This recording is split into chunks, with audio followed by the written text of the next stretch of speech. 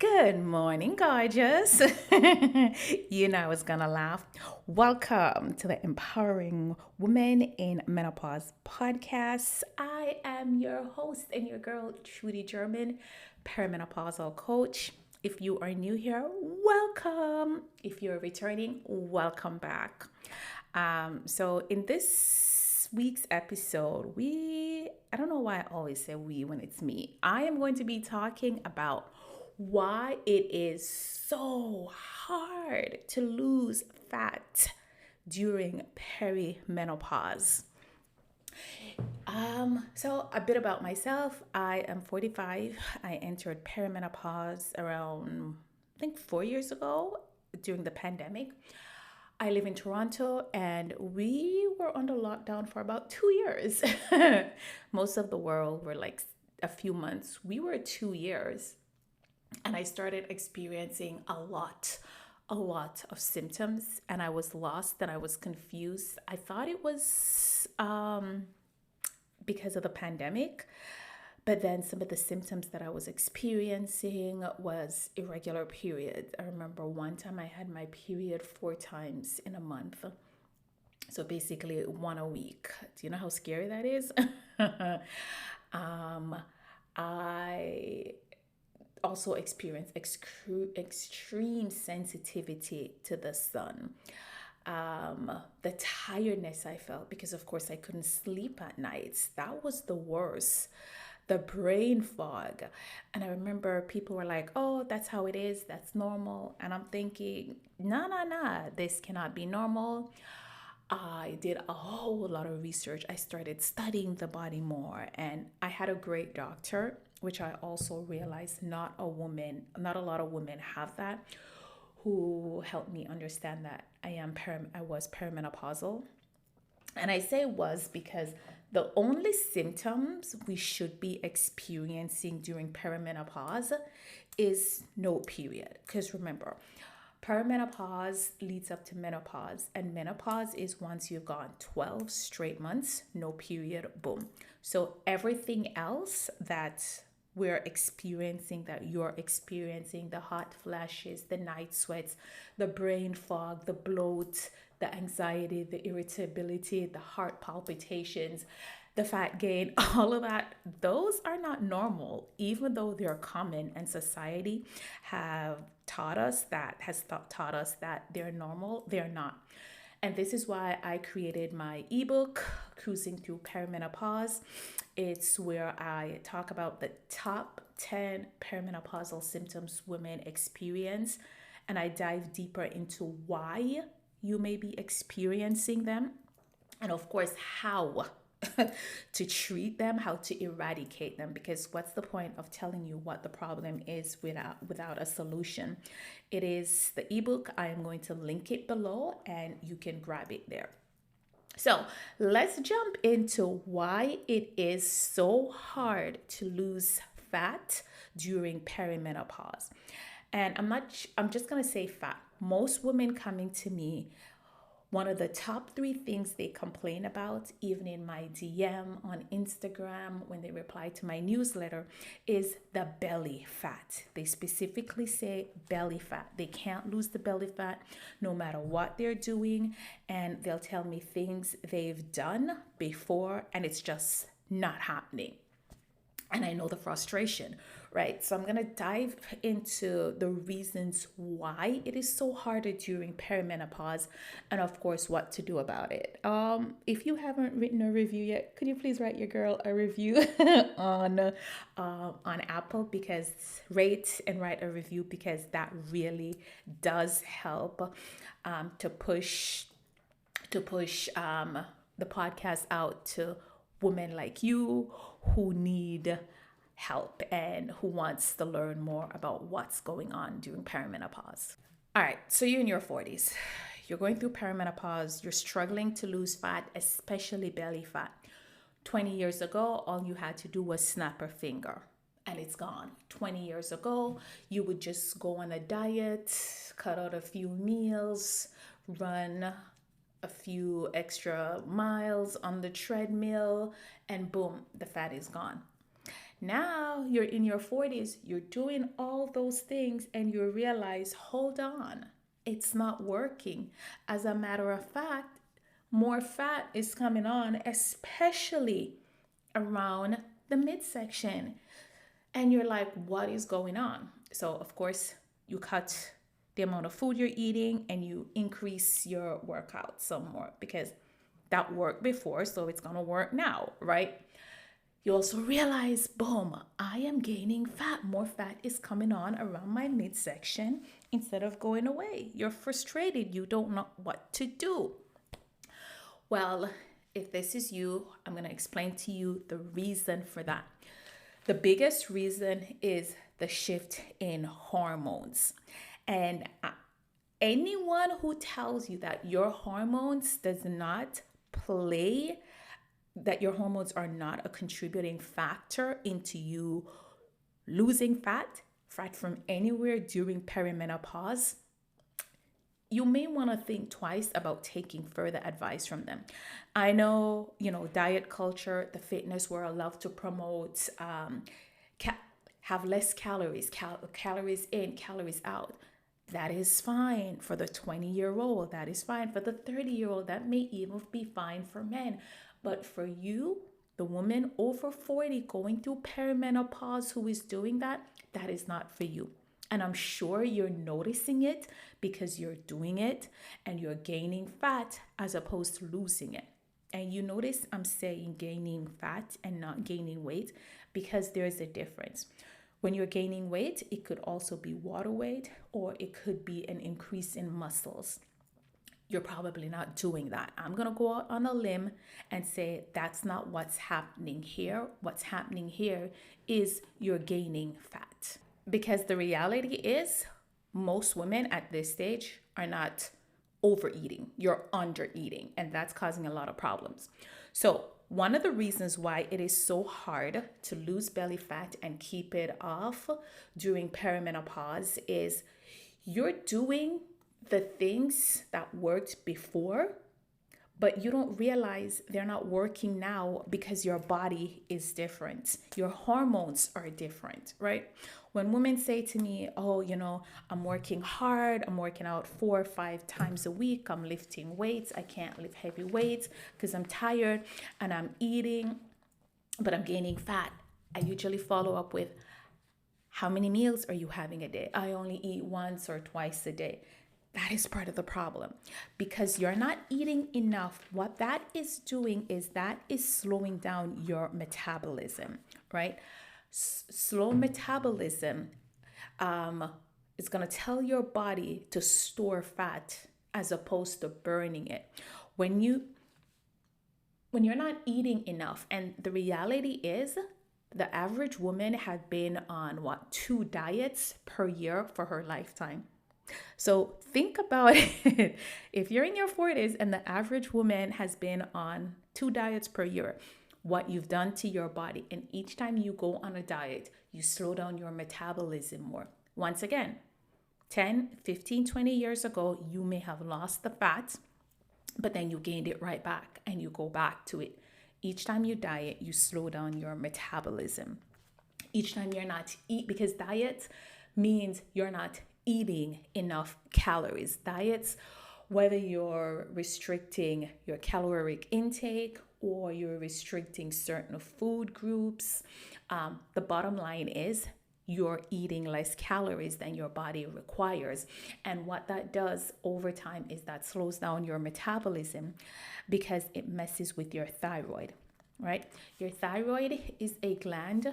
You can't see because I'm not recording. Your thyroid is a gland that sits right at the base of your throat.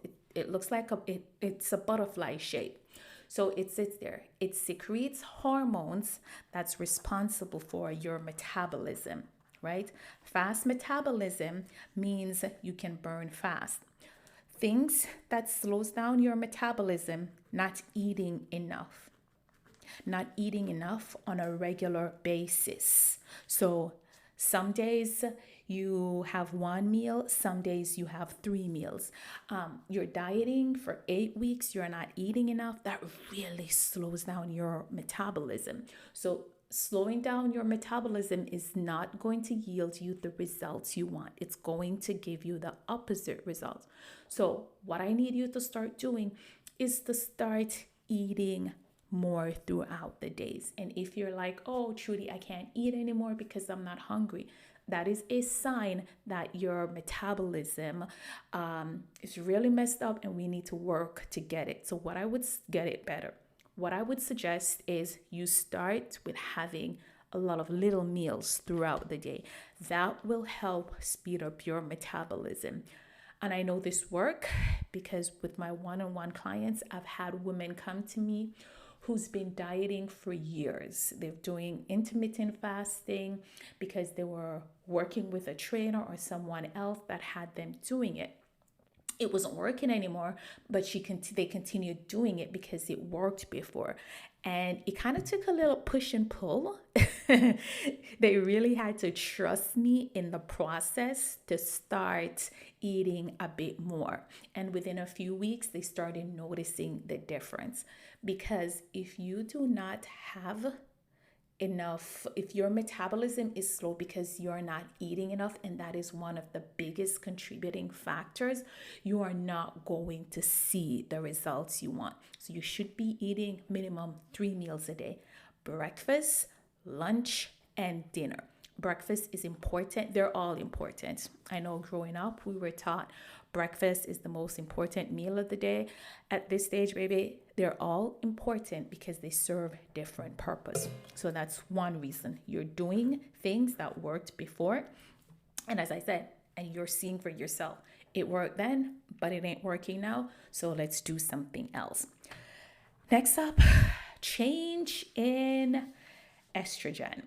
The next few reasons are going to be definitely more about the hormones. The first one was still about the hormones because the hormones released by your thyroids were off because you weren't eating enough. During perimenopause, estrogen. We all know about estrogen, but I realized that what most of us know about estrogen, we automatically think it's simply for reproduction because that's what a lot of us were taught, right? So estrogen is important because during our childbearing years, estrogen is made in the ovaries, right? And after menopause, so once you're postmenopausal, ovaries are now being made in your fat cells. There are 3 different types of estrogen, E1, E2, E3, but for the sake of this podcast, I'll just group everything together. When I do the podcast where I dive deeper into the specific hormones that are affecting you during perimenopause, I'll go deeper into that.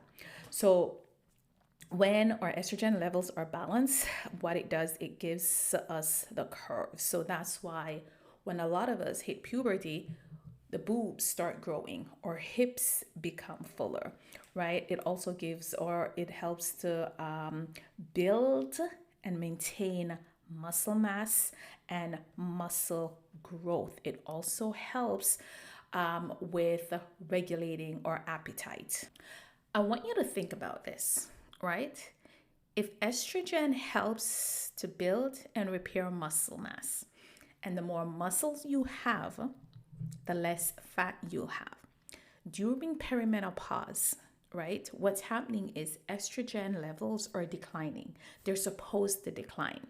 Now, if the hormone that is responsible for helping you to build and repair muscles is declining, what do you think is going to happen to your muscles? You're going to have less muscle and more fat. This is why lifting weights, this is why strength training is important. And when I say strength training, like I see some trainers posting on Instagram, strength training where they're doing things like burpees with a dumbbell. That is not strength training. Not because you throw a weight in there, it doesn't mean it is strength training. performing 15 to 20 reps, 20 to 25 reps with weights is not strength training. When you're strength training, your focus should be on getting stronger. Your focus should be on lifting heavier every week. And no, this will not have you looking like a man. Please stop thinking this will happen. When you focus on getting stronger, you're doing like 5 to 8 reps. You don't start out with 5 to 8 reps at the beginning. You start out with like 10 to 12 reps. Then in about 6 to 8 weeks, you drop it down to 5 to 8. But every week you should be lifting a little heavier. And this is what strength training is.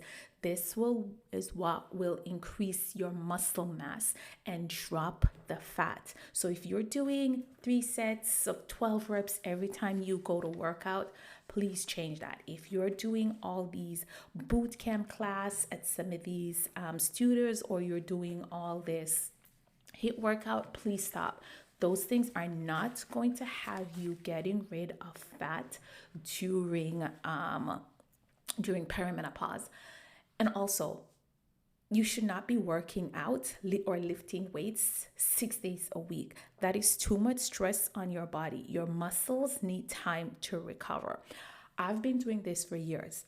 I no longer lift heavy 4 days a week, or I move my body 6 days a week. And even with my clients, they may move their body 6 days a week, but they're not lifting more than 3 days a week, because at this stage, your body needs more time to recover.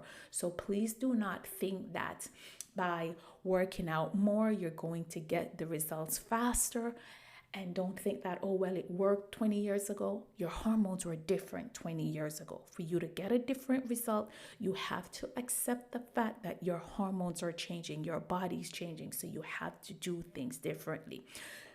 You shouldn't be weight training more than 3 days a week if you're a woman going through perimenopause.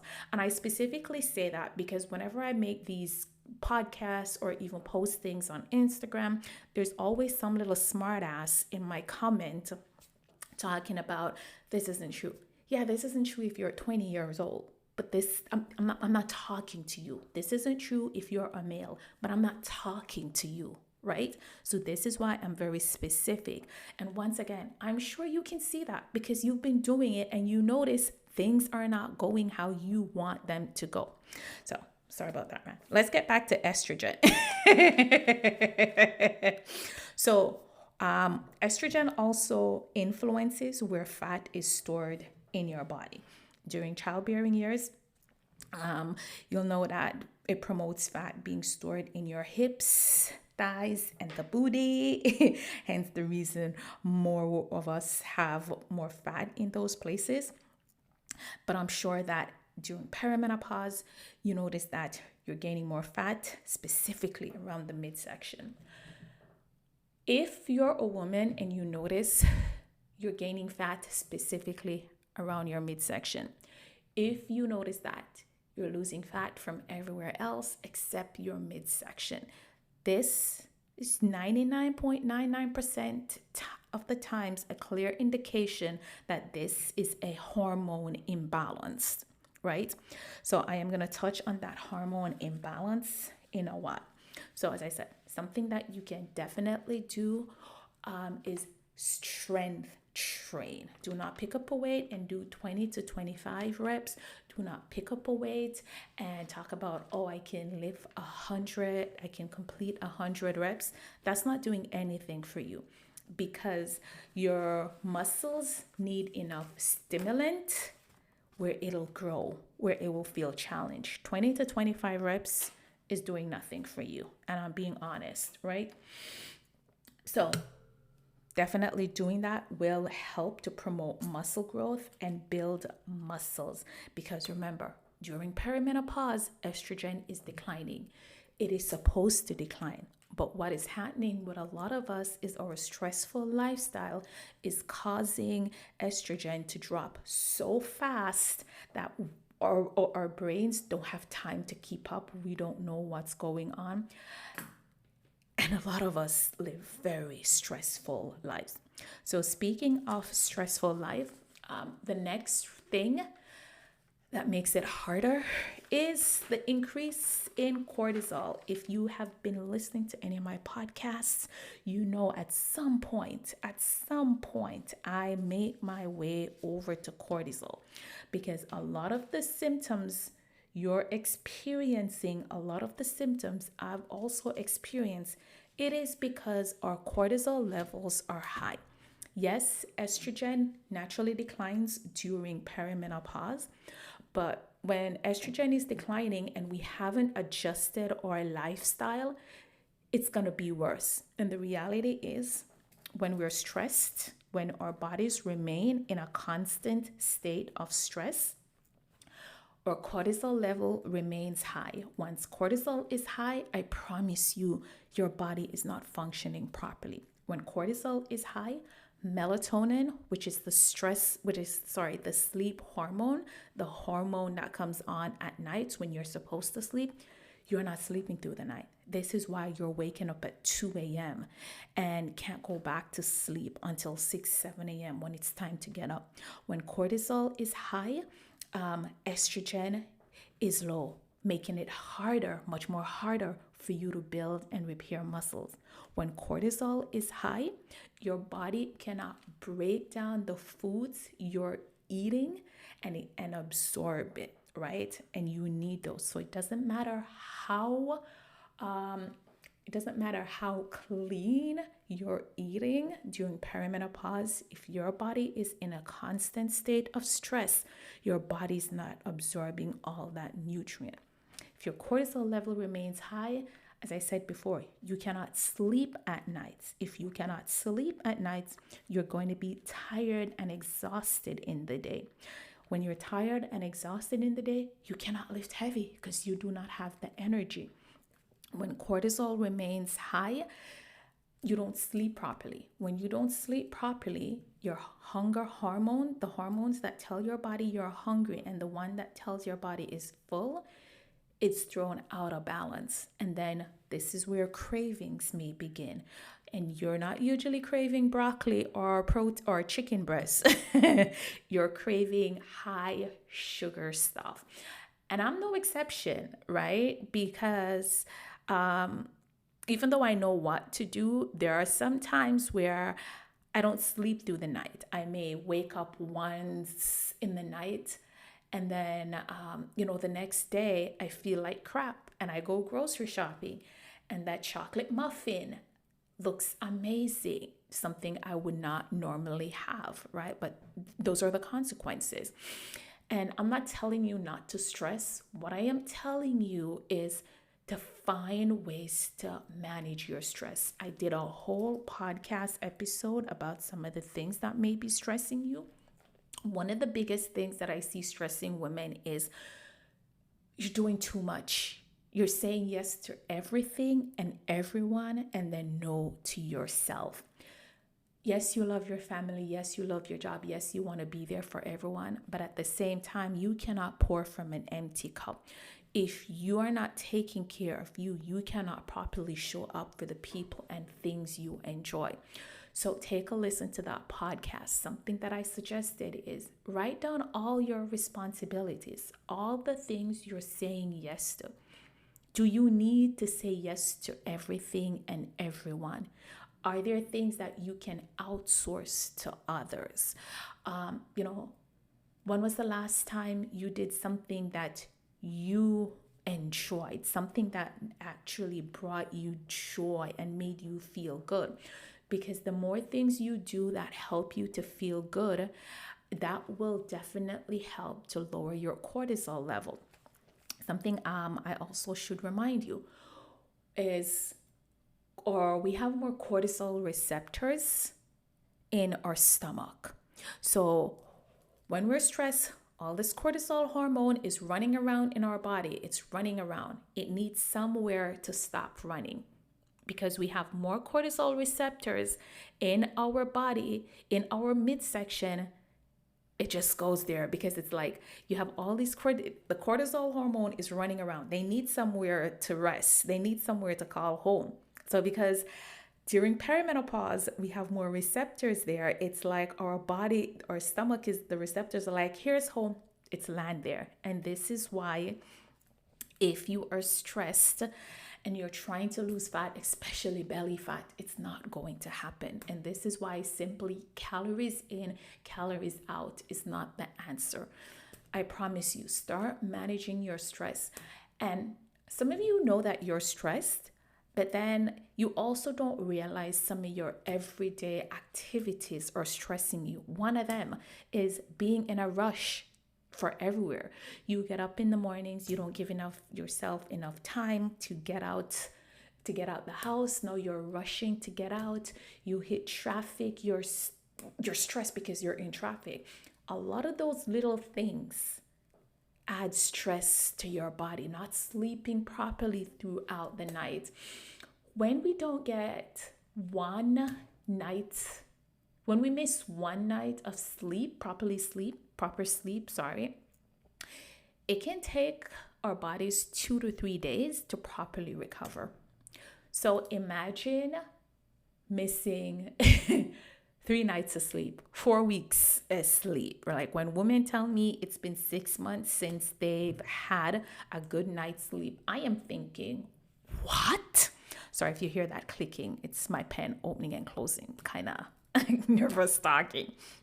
But yes, so definitely find ways to lower your stress level. In my ebook, Cruising Through Perimenopause, I offer tips there on different things you can do.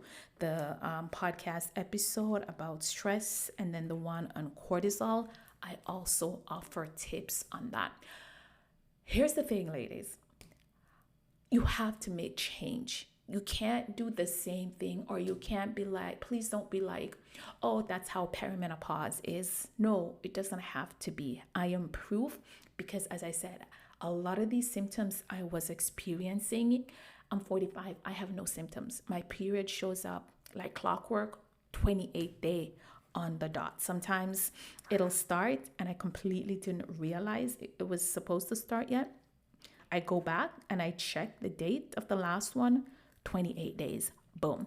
When I hit my pillow at night, within 5 minutes, I'm asleep. I'm knocked out until the next morning, most of the time. I'm not going to say all the time because realistically, sometimes I do sometimes I do allow certain things to get to me where I don't sleep at night. And the minute that happens and I feel like crap the next day, I am like, nope, we ain't doing this again, right? A lot of our activities and a lot of the people also around us may be stressing us, but you need to manage it. Because another thing with belly fat is studies have shown that if you have a waist larger than 35 inches, your risk of high blood pressure, high cholesterol, heart disease, and type 2 diabetes increases.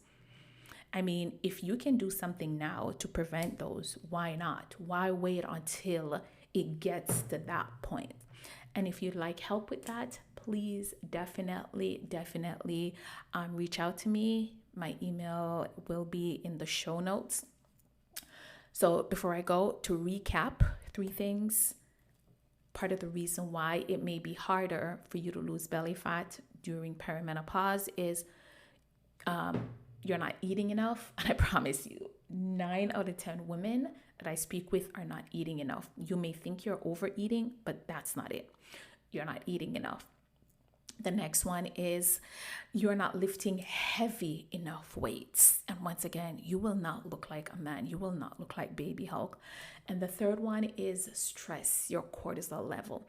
And you notice all of these have to do with your hormones. I promise you, you start balancing your hormones, you're definitely going to notice a difference.